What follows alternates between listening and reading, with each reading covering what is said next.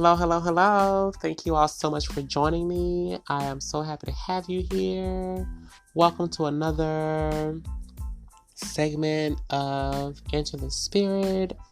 It Takes a Village is our first chapter in which we'll be ensuing upon the topic of what it takes to make a village work and to progress from there, each person's role, and those things that are very important to the overall culture of the village and the sustainability of a village, community, however you want to put that. I found it to be very important to go over the two roles we went over first, which are the elders and the leadership role, which is the head of the village.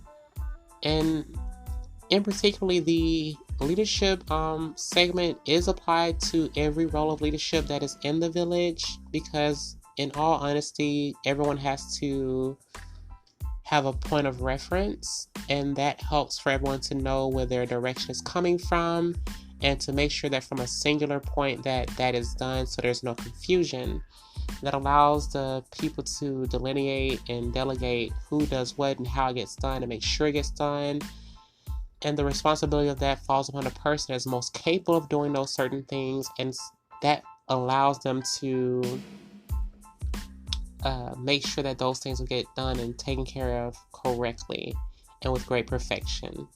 It is not to say that there won't be any errors, but it's less errors when the person that's at the helm of the ship, if you will, knows exactly what's going on and how to do those things. If ever there's a need for things to be adjusted, they can do that as well. And they are very apt at what they do. They are capable human beings who love and are passionate and are very much so in depth in those particular areas, enough that they can lead other people into their particular areas and make sure that things will go the right way as often as possible.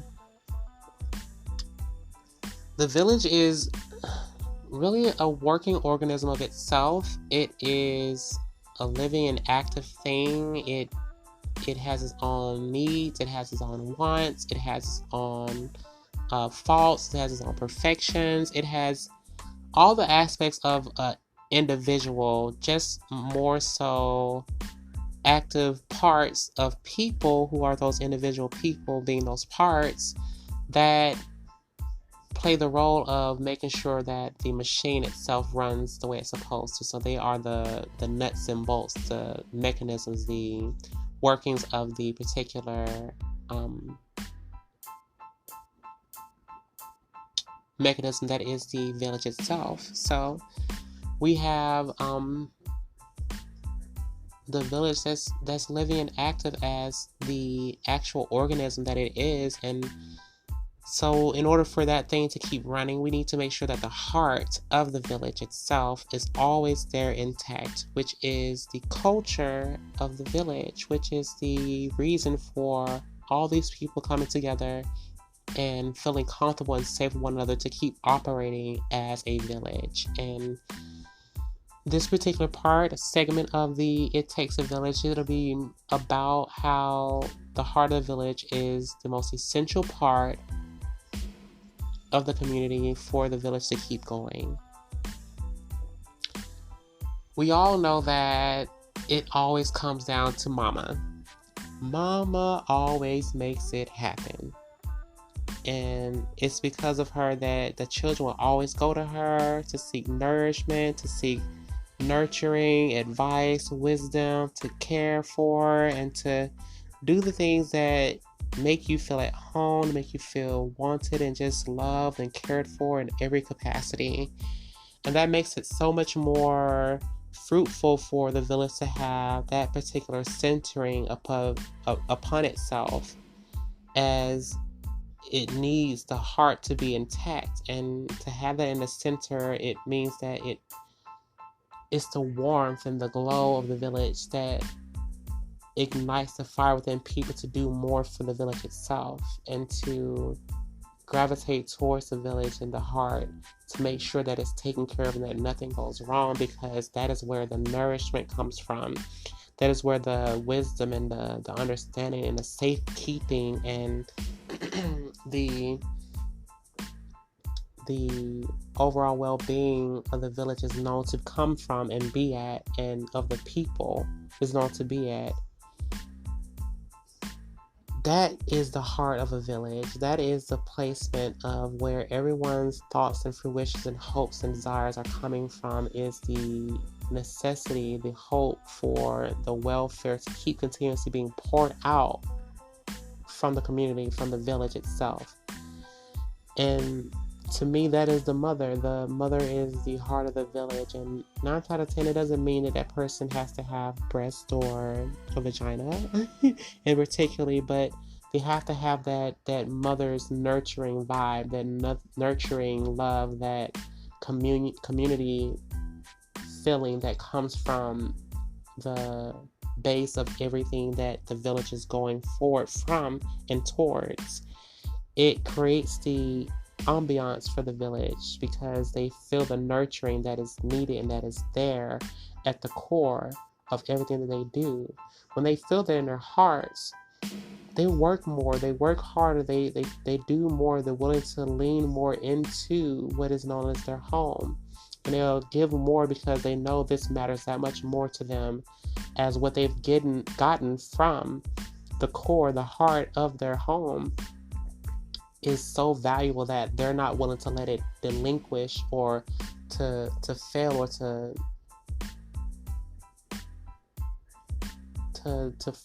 fall away. They will do everything in their power to make sure that it doesn't delineate to nothing. It doesn't. I keep trying to remember this word. I keep passing over the word. It doesn't devalue. It doesn't lessen in itself. Am I saying delinquish? Delinquish. I believe that's what I'm looking for. The word, forgive me. But it doesn't delinquish in its contents of self-love, of giving love, of self-care and wellness, of self-protection. I mean, it doesn't give the wrong vibration. It gives everything that they need. And so they will continuously make sure that they aid in continuously making sure that the honey and milk that flows from the heart of the village will always continuously flow. Most people think it's about the food, the water, the drinks, and the provisions, and that in and of itself is very true, very important, very valuable to the inherent nature of the prospects of the village and why it's there in some aspect. But the real reason is more the home. The heart of the village is where people are coming towards to suckle at the nape of the village where the milk and honey flows from. So when you have people who are willing to do more, it's because the nurturing of the village in itself has provided them that much more than what they got before they had even stepped there or even knew what it was about to be a part of something. And so you have your values that are hanging upon this particular nourishment, which typically, makes sense to most people, to love and be loved, and kindness and caring, compassion, and altruistic behaviors that will always ultimately be there in the village, that makes people feel like I can be here. I will be here. I will take care of my part and do my part because I know this place will always take care of me. I know this place will always be here for me. I know this place is right where I belong because it makes me feel like I belong here. And I will always make sure that it's taken care of. And in that effort, we find ourselves more so able to breathe and feel free and cared for and loved, and know that where we are is safe. And inevitably, you will call it your home, your safe haven, your vestige, your place to go to whenever you can't find anywhere else to go. You go there for where you want your nourishment to come from, and you do the roles that fit you. And 9 times out of 10, the way a village starts off is that someone has a particular role that the other person doesn't have, And so they take up that particular role. Then the next person has the other role that other person doesn't have. And then another person. And then you just have these other people who have these particular roles in the village. And it may just start from a family that, has certain qualities and certain aspects of being able to do certain things in the village, or for the people who will literally be people who may be able to cook, may be able to clean very well, may be able to know the difference between what plants to eat and what not to eat, know how to catch fish. And then they run across another group of people who are very good people, who have great camaraderie about them and have the right type of qualities and people that they would want to be around, who say, hey, look, you guys, we can do this all together, seeing as we know how to cook, and it looks like you guys are good at maybe making material. Maybe they make handbags, maybe they make clothing, maybe they make jewelry and tools and things of nature that they can wear for trendiness or even effectiveness in carrying things, and they've been able to benefit them in ways that they couldn't do so by themselves before. And so now there's a means to be able to make the workload a lot easier for them as far as carrying things and getting things done, and making sure it's a quality about the work that's being done as well. And you might find someone else that comes along that may be able to make tools that can make things to be able to hold the ground with, or to rake up leaves, to catch fish easier, to fight off the animals that might come into your camp, that know how to make sure those things are taken care of in their capacity, and can make almost anything with their hands because they're just those kind of people. And a lot of times what people don't know is that the names that they've been given according to their birth names have to do with how their families were known for doing the work that they did in the village, and the kind of work or class that they were in was kind of dictated from the particular work that they did, and so their names were given to them by the work that they did. And so you may have someone who's strong and capable, who becomes the warrior of the village, and who teaches them how to fight and how to take care of themselves and fend for themselves. And they all come together in each different part of their particular aspects of the village, of just their own selves and their family grouping. And they've now been able to find that, hey, we all work very well together. Let's keep it going. Let's keep on helping each other to work out. And eventually, naturally, it always comes to be that the person that has the quality or the ability to do so will lead the group. And it's not even a choice. It's just kind of like a feeling that kind of just works out with the group itself. And the person that becomes the leader ends up leading, ends up being the person that says, hey, this needs to be done. Hey, this needs to be done. Hey, this needs to be done. Hey, we need to do this. This is how we get this done. This is how we do this. And it gets done because this is the person, or this is just naturally happening, that it comes from within that person to know what needs to be done to take care of the village in itself. And those people who are the heads of their particular departments, if you will, quote unquote, or expertise, would give aid to the person in what they have observed from their particular expertise, and they advise them upon what needs to be done in those particular areas, as to make sure those things get done. And as naturally as this person is able to be the person to delegate what needs to be done, or how to get things done, or who does what, they would naturally be able to tell other people in the village, hey, look, so since you guys are here enjoying everything, and we're all helping each other out, we need to get this done because this is necessary in order for things to be able to keep going in a smoother and much more fashionable way that gets things done the correct way.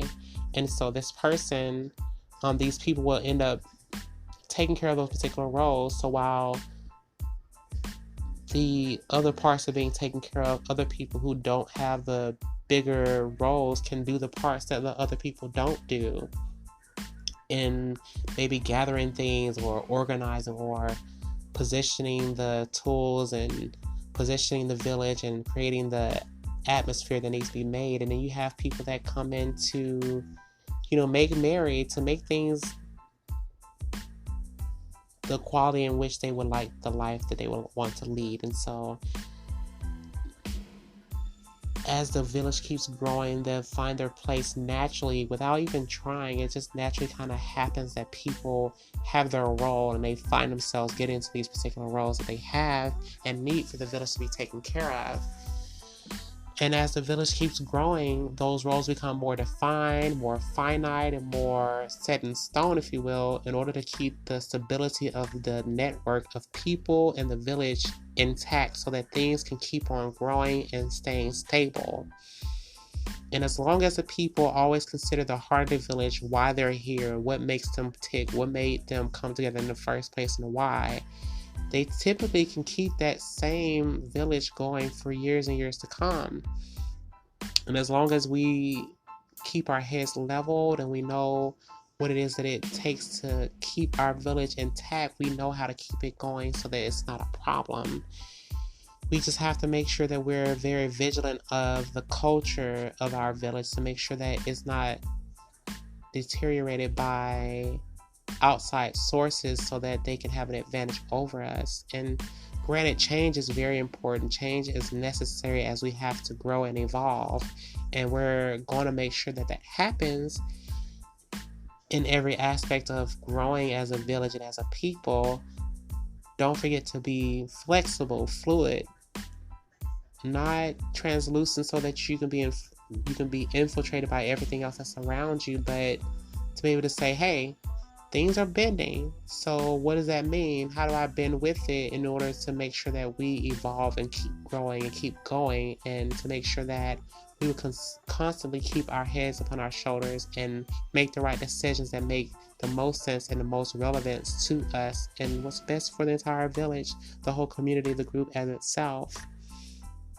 And we tend to find our way better that way than when we're trying to go against the curve or give in or, break from the pressure or any of those particular things that would change the culture from being what it should be. And granted, some things are necessary and some things are not unavoidable, but some things are just necessary the way that they need to be done. And you can't help that those things have to be changed, because if you don't change, then it can mean the ruining of your village, the ruining of the people.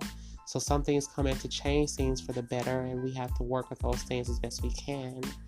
And inevitably, you work on how to incorporate the things of who gets paid what and who gets this and who gets that based upon the worth and the value of the village and the group and the decisions that can be made together as a people.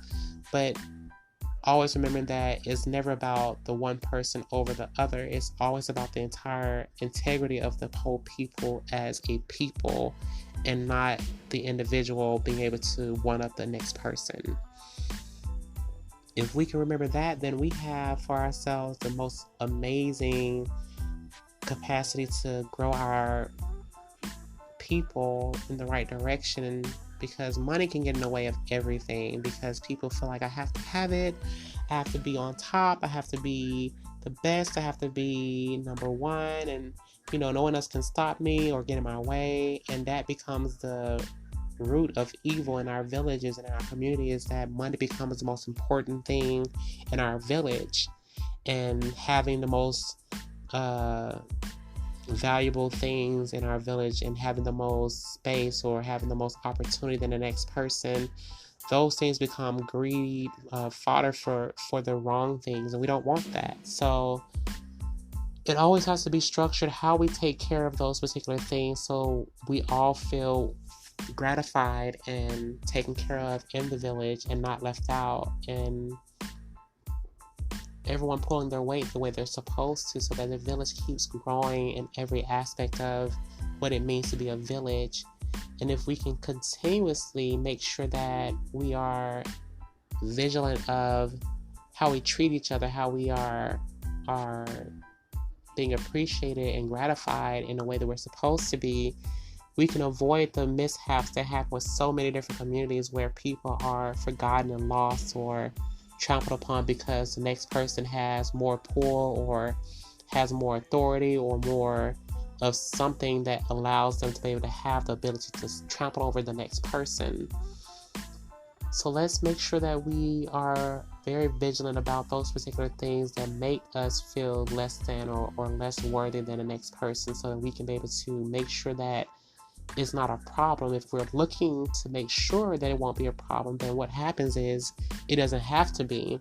We adjust, we work together to make sure that those things are taken care of for the well-being of the entire village, and it keeps continuously making sure that everyone has their part in their role and that everyone is taken care of accordingly.